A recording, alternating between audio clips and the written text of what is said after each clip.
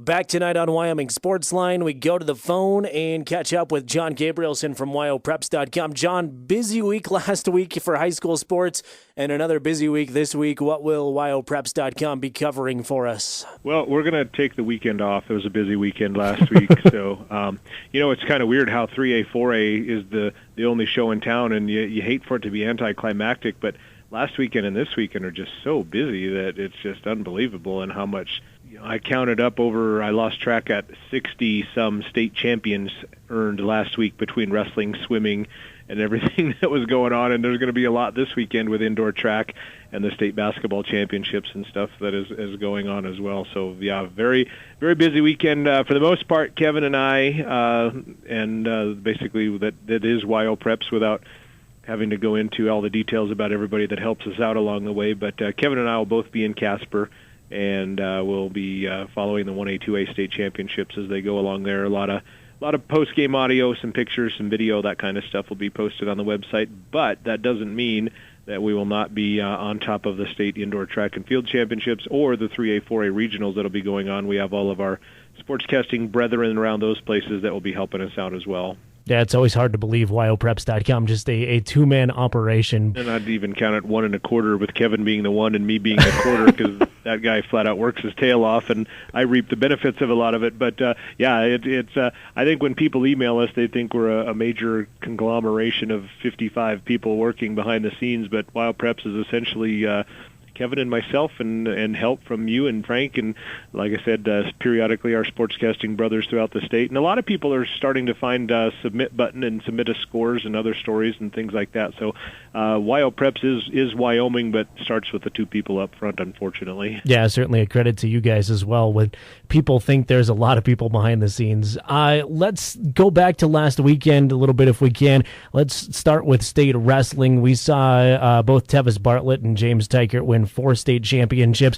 Winning 1 is impressive, but how unbelievable is it for those two young men to win all 4 years of their high school career? Yeah, winning 1 is right. I wrestled in high school all 4 years. I was a regional champion twice, and closest I think I ever got to a title was 4th place. So yeah, that's tough there. And to win 4, that says something about their character and their work ethic, and certainly their ability, And you look at Tevis Bartlett, I mean, to come in at, like I call it, a man weight at 182 as a freshman and win it, and then he was going to be something special. And then James Tykert got beat just 2 weeks ago by a kid he had to beat in the finals, and he came back and beat him. So some perseverance for sure, and kudos to both of those guys for joining that elite club. Your reaction to state swimming last week, too. You predicted a few days ago on Wyoming SportsLine, actually, that we'd see Lander and Kelly Walsh both winning, and you were absolutely right. Impressive performances by both of those schools again this year. I hurt my arm patting myself on the back over that prediction, because it's not often I get anything right in that. But, Kelly Walsh was just loaded, and Lander's just Lander. And not to hurt anybody's feelings, but Lander has a 10-year-old that's breaking state records right now. So look for Lander to continue. I mean, is 19 in a row? By this time, 4 years for this kid to get in high school, they'll be in the 20s. And they just had too much going on. Too much depth from the Tigers, and too much at the top for Kelly Walsh for anybody else to catch them. Moving on to basketball, because there's a whole lot of it. State 1A, 2A going on in Casper this weekend. Maybe this is just because you and I both, you live in Fremont County. I used to live in Fremont County, but Wyoming Indian not making it to state this year, even after they were ranked number 2 in the state. How surprised are you the Chiefs didn't make it? I'm not surprised in the fact that Southwest region was tough. Big Piney, Wind River, Lyman, who came down from 3A, and the Chiefs. And those 4 teams had to compete with Rocky, Grable, and then even throw Shoshone in the mix from the north side. There were 6, 7 teams that could have easily go to state, and I think probably 4 of those 6 or 7 teams could probably be state champions, and one of them is not going to state in Wyoming Indian. Am I surprised that it's the Chiefs? I knew somebody from that division probably wasn't going to go. Am I surprised at the Chiefs? Yeah, a little bit, just simply because they rule when it comes tournament time. They're a lot like Gillette. It's the Chiefs Invitational when you host it in Riverton, and the crowd is 3,000 strong, and 2,700 of them are Chiefs fans. I'm surprised in that respect. Not so surprised that it was Wind River that got them, because if maybe a team was going to do it, it might be one of their biggest rivals who had lost to them 3 times earlier in the season. But very tough West Regional. Class 1A thoughts, both the boys and girls sides. Any storylines we should be looking for in Class 1A state basketball? Well, Burlington, the Dominators, I don't think they've finished lower than third since about 2006. So you talk about the Burlington Invitational in 1A. I don't think anybody can get close to them. Snake River might be the second choice. I know KC's going to make a run in there as well, and I wouldn't count them out. Normative Services getting to state, big news. This first time since 2008 that they've been there.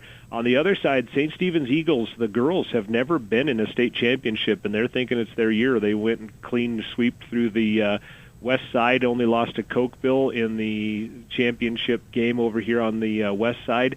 But Coach Mike Redmond hoping and thinking that he can get his kids into the finals, and be interesting to see the other side of the state in what they've got going on the girls' side. I think the West may be a little bit stronger, but obviously it comes down to it when you get there to see what happens.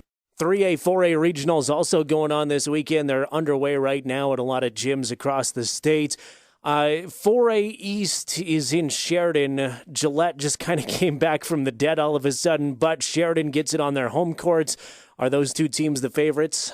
I think it's got to be Gillette. I just from going 1-4 and looking at a play-in game to getting a number 2 seed and then beating Sheridan last week, I think Gillette's got to be the favorite on that side. That, like I said, when it comes tournament time, they flip a switch, and it's then the Camels become from great to super great, and I think Gillette's got to be the favorite on that side. And then the 4A West going on in Evanston. Both Casper schools, Natrona, Kelly Walsh, get the top 2 seeds. Will we see that rivalry for a third time? Depends on which Riverton or Evanston team shows up. Riverton's got to get past Rock Springs first. I don't think Evanston will have any problems getting past Green River, unfortunately, for the Wolves. But Riverton's got to get past Rock Springs first, and then depending on which one of those teams shows up, I think any one of those 4 teams could probably be in the finals. And, John, finally for you tonight, any storylines, any big key matchups we should keep an eye on in Class 3A regional basketball? If I could be anywhere else this weekend other than where I'm supposed to be at 3A, 1A, 2A, that 3A West regionals for boys is going to be a dogfight, or that 3A East regional for boys in Rollins is going to be a dogfight, and I would love to watch those games. John, with that, we'll let you go because I know you've got a busy weekend ahead. Go enjoy a bunch of basketball and state indoor track as well. John, thanks for taking some time out of your day. Jerrad, thanks so much for having me on. He's John Gabrielsen from WyoPreps.com. We have him on just about every week here on Wyoming SportsLine to break all things in Wyoming high school sports down. Again, more Wyoming high school sports can be found at WyoPreps.com. We'll run down some state 1A and 2A results right after this.